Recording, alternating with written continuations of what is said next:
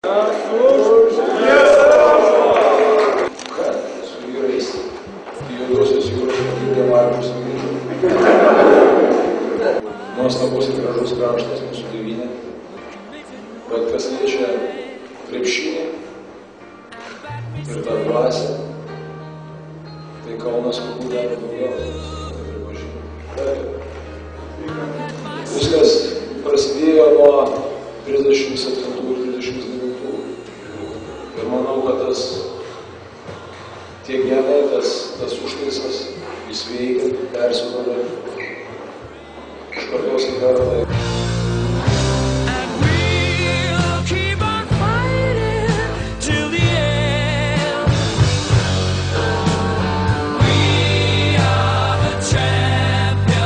Tadas gerai pasakė, sako, jeigu būtume žinoję, kad tiek visko bus, tai nebūtume tiek geriau, tiek laimėję.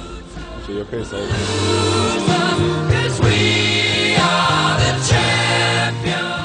Man kaip kauniečiui, tai man tikrai labai smagu laukti, kol išeisim čia su Kauno žmonėm pasidžiaugti.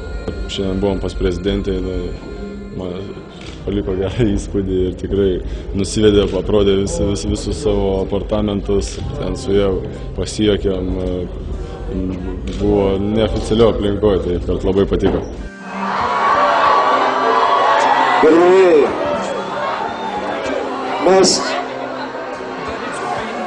turbūt jau žinote, nepaslaptis turbūt, mes rodydami visokius filmukus vyrams. Aš žinau, ką aš rodysiu kitą kartą. Aš rodysiu šitą numerį.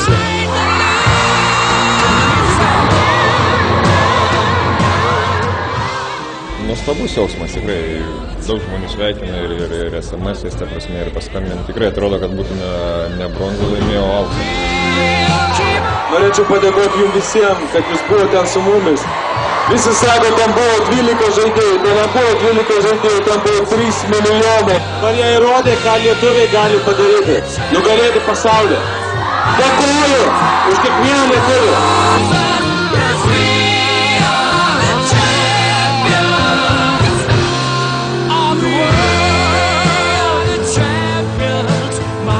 Tai visi džiaugsmai, dabar priėmimai ir visa kita, tai yra džiugu, bet manau dar ne vienas iš mūsų dar vis nesuprantam, kas įvyko, bet kas be ko yra smagu.